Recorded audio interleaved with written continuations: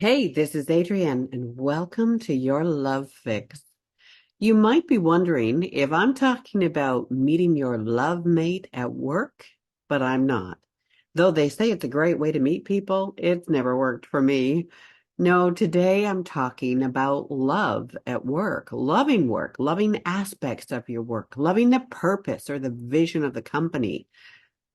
Basically, being on the lookout for things to love at work. And you might prefer the word appreciate. So be on the lookout for things you can appreciate at work. Now, why would you want to love or appreciate anything about your work? Well, here's the truth. Most of us spend the majority of our waking hours at work. So call me crazy, but I don't want to spend time on stuff that gives me no joy. And here's the magic key. Joy is largely an inside job. I knew a man, an artist, who was driving cars back and forth from the airport to the car rental company that employed him during times when he had an income lull. It was desperately repetitive work and often through very busy traffic. So, what did he do? Well, for him, meditation was important to him. So he made each trip a meditative experience, being very mindful and in the now with each short journey he made. He decided to find inspiration through the thing that he wasn't really a fan of. Okay, here's another example. For me, I'm not a fan of cleaning up a kitchen. I'm really not. But not cleaning the kitchen becomes really gross fast.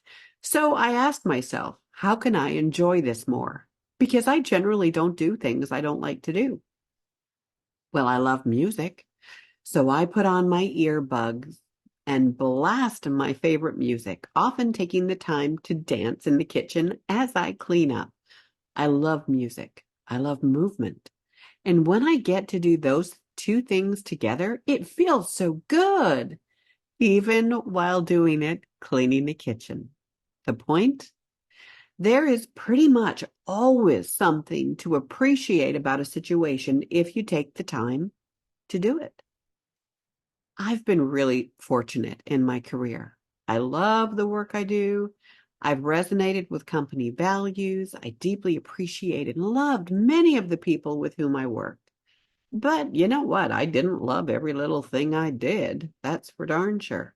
I remember once I was given the portfolio of one of the worst jobs in the company, something that no one had ever really been able to get their heads around, something that had always been the bane of the existence of whomever was stuck with it. Tracking emergency beacon equipment in safety packs. Dun dun dun. I was not a happy camper getting this assignment on top of my regular work. So I fussed and moaned about it for a day, maybe two. It did not make me want to come to work.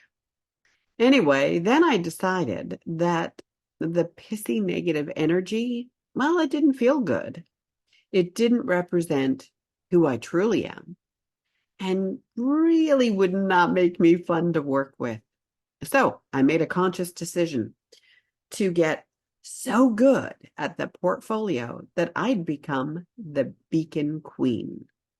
The funny thing is, over time, I did manage to get a handle on the project, and I laughed when I realized people had actually started to refer to me as the beacon queen.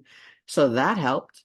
But more importantly, I also resonated with the importance of having up-to-date, accurate records of safety equipment in aircraft. It aligned with my core values, but I did have to look for it. So if you prefer feeling good over feeling bad, then you might want to take the time to do this little exercise. I bet you can find some things that you love or appreciate, if you like that word better, about your work, the environment, the people, the technology, the company values, or something. If you don't work, I bet you can find something about your life that you deeply appreciate and enjoy. So, can you find love at work? I bet you can. And if you really, truly can't, I don't know, maybe it's time to look for a new job? Only you know. But I'll say this, you are worth the time and the little bit of effort it takes to find something to appreciate or love about work, especially if you spend half of your waking hours at work. You know, we're funny humans. Some people say they call it work for a reason. But you know what? They also call it a vocation, a career, a calling. You're allowed to enjoy it, or at least part of it. Appreciating people, things, and situations is a choice. It's really simple and it's a no-brainer, really. It feels so much better than being miserable. So there's your challenge for the day. See how many things you can appreciate. Now, you might wonder if this holds any benefit at all. And the truth is, it does. Even if you go to a restaurant and you have a server who's kind of miserable, yeah, I have a love answer for that too. But that'll be next time. Hey, have a good day. And remember, you're worth taking the time to find things that feel good.